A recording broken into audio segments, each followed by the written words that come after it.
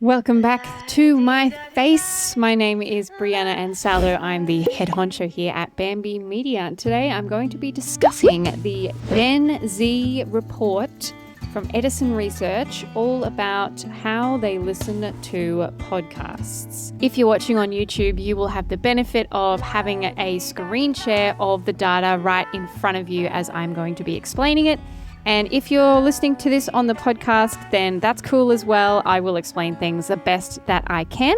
I'm not going to go through the whole report because it is a little bit lengthy, but I'm going to pick out the things that I think are of particular interest and are really important for you as a podcaster to make sure that you're aware of.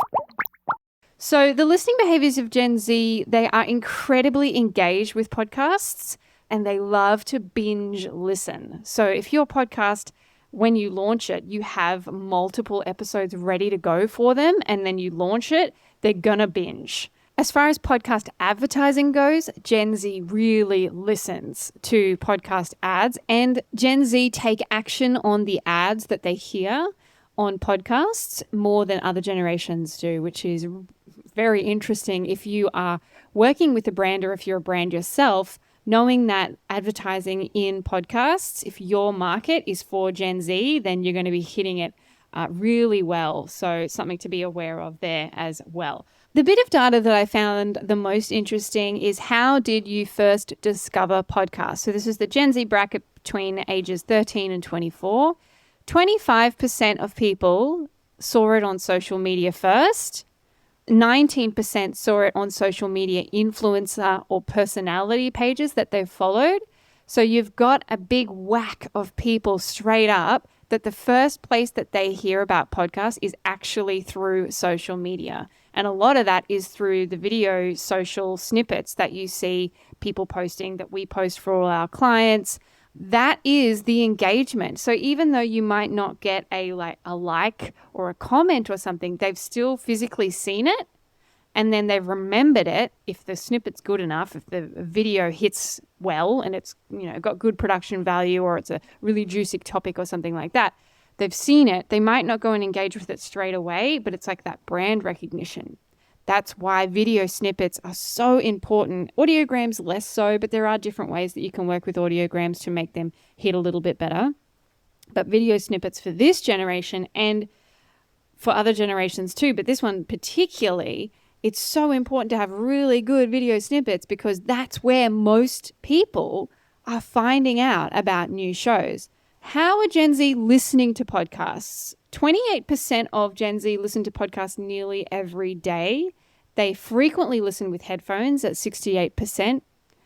They recommend their podcast to family and friends. 83% of people do that. This word of mouth is still a massive growth metric. So if you think about how you can kind of pull this into your strategy, you record your episode with video using either really amazing, good quality stuff like we do here at Bambi Media, or you use Riverside, you use a webcam, whatever it is that you're doing, then make snippets out of that and preferably also put it on YouTube. And then also know that if they've then engaged with it, they're 83% more likely to recommend that through word of mouth to their friends and family.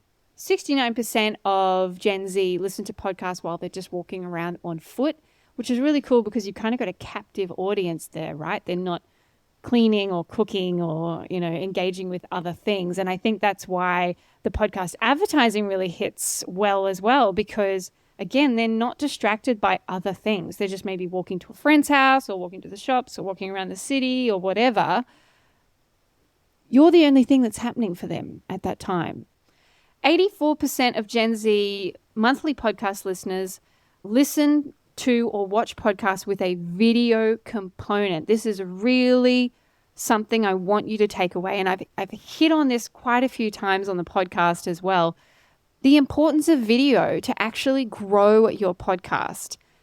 It is nice, and I know there's an argument for just having audio because it feels like there's a barrier that's sometimes nice to have. So for you as a podcast creator, you don't always want to have the fancy lights, and maybe you can't afford the camera, and maybe you don't want to get yourself all prettied up. Maybe you just want to look like a schlub in your sleeping outfit. You've got your fluffy slippers on, no makeup and whatever. You just rolled out of bed and you just want to record something. You may not want to get in front of video there, although I argue that that vulnerability, that authenticity actually will do you a favor as well. You don't have to look freaking amazing all the time, especially depending on the content. But if you don't feel like video, it's like a barrier for you to go, ugh, now I have to set everything up. And maybe you don't even record then because you're like, that's a hurdle that I can't be bothered to get over. But if you do record in video, then you are hitting a market that you're not hitting otherwise. That's just the fact of it. YouTube is the largest podcast listening platform in the US and in Australia. And so if you don't have a video component, then you're really missing something there that you could be taking advantage of and growing an audience. And also it makes it so easy to then get the video snippets out, which you know that Gen Z are also engaging with in a great way. 71% of them consume podcasts with video that they actively watch, which I found particularly interesting because I know for me personally, I'm on YouTube listening to podcasts, but I'm doing other things at the same time. So I might be writing emails, or I might be, doing something for my work day, or I might be fiddling with our website, creating content, that sort of thing. And then I have it on as another tab. But for Gen Z, they're literally watching it. And that's really cool. And then it also takes me back to that when you think about what Gen Z has going on in their lives. It's less. It's probably less than, a business owner does. They've got more time to actually engage with the content, with video, and just sit and consume. Man, that makes me jealous. I want to do that. That sounds amazing. 78% of Gen Z love to binge. They love binging podcasts. The categories that they most often want to listen to that are binging or binge-worthy are 50% comedy, 45% entertainment, celebrity, and gossip, and then 44% of true crime. This makes sense, right? If you think about these genres, comedy, entertainment, gossip, true crime, it's so easy to binge that, especially true crime, because you want like that seasonality of it and you want to go to the next thing and go, oh my gosh, did they catch that person, or the mystery behind it? Same reason why if you get on a streaming service and you're watching a show, you want to binge it because you want to get the whole story. 84% actually engage with podcasts through social media. That is why it's important to grow a social channel and have some sort of snippets that you have from your podcast that you share on your socials. This is not just for Gen Z. This is for all generations, but particularly interesting for Gen Z because they are the most connected on social media. Now we're into the juiciest of bits. Sources used to discover podcasts. 76% are brief podcast clips on social media. This is the winning strategy. If you don't do this, please start doing this. And if you need help, or if you want us to help you with your video snippets or your podcast production more generally, repurposing things and all that, then reach out to us. So if they've not connected through the podcast clips, then indeed social media posts is next at 74%. Recommendations area of YouTube, so that little sidebar area, recommendations. So if you're feeding podcast advertising through YouTube as well, then a good place to be is in that recommendations tab. 70% are from their friends and family, so word of mouth is still very high. And also just going to like their podcast listening platform and using the app to find new shows as well. So that's something where your podcast cover artwork is going to be integral to people finding your show through that medium as well. How do Gen Z find out about podcasts? 84% say through YouTube. YouTube is the biggest method of Gen Z finding out about podcasts. Are you not on YouTube? I hope this is the kick up the pants to go, okay, maybe I should get on YouTube. And again, yes, this is Gen Z that we're discussing right now, but it doesn't just apply to Gen Z. I'm seeing it everywhere. I'm seeing it in statistics, not just for this generation, but for other generations as well. The only one where, it's not as high is YouTube in, sort of the boomers.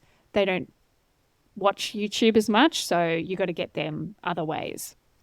TikTok is at 80% saying yes, Instagram 71%, Facebook at 55%, Twitter at 55%, and then right down the bottom, which doesn't surprise me at all, is LinkedIn at 24% and something called Be Real, which I actually don't know what that is. So there is a lot to get out of this particular report, and I'm not even halfway through, but I wanted this to be the thing that you take away from it.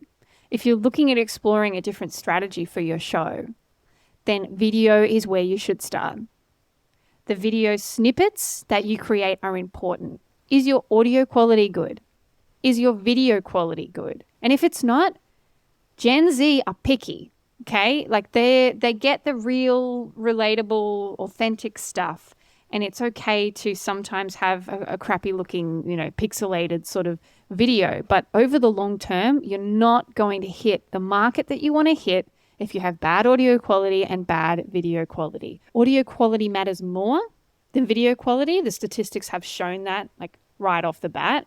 But these two things you really need to sort out. If you're confused about what you need, then I would suggest going to the gear section of the Bamby Media website. We've got a whole list of things specifically for podcasters. You can also actually book in consults with us for your setup. So if you have the gear, you've bought the gear from our site and you're like, well, how do I set this up properly now? You can definitely reach out to us, and we have 90-minute sessions where we go through and actually set up your studio for you virtually, which is really, really cool. We also do it on location as well. If you happen to be in Brisbane or somewhere in the surrounds of that in Australia, then we will come to you and we will set it up for you as well. Our team will. So video is important. YouTube is important. The content has to be good so that when you go and pull a snippet out, you have a good snippet to work with. If you don't have a quality snippet, then it's not going to land. A good example of that would be a client of ours in the trenches. We pulled out a snippet from one of their episodes. It went viral very quickly because the content was hard. It was creating awareness for an issue that really needed to be created for.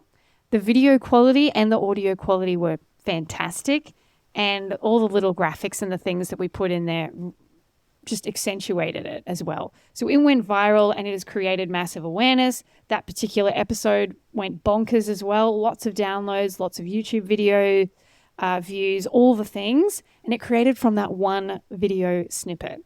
So it's something to be aware of there, how you're engaging, how you're pushing this stuff out, and just really up level your game. If you've been doing a podcast for a while and you're still doing it in the same way that you were doing it before, then you're not really going to be increasing your traffic to your podcast because nothing's changed. It gets to a point where they go, oh yeah, that's that person. They do it this way. Nothing ever changes. Subconsciously, they move on. And so if you can continually have that in your brain, how am I up leveling this show? How am I making it more interesting? Am I increasing my quality? Am I doing more research into my content? What am I doing to make sure that I'm hitting the market that I want to hit? It's really important for you to have those kind of conversations with yourself and anyone else that you have on your team to make sure that you're always striving to just give the best possible content that you can. That's it for me today. If you've enjoyed this content, please hit the like button on YouTube. I hope you've got some great value out of this. If you haven't been following me on podcast platforms, then please hit that little follow plus button as well. There'll be much more information coming at you all the time here, and I am excited to give you all the stuff. Have a good day. Bye.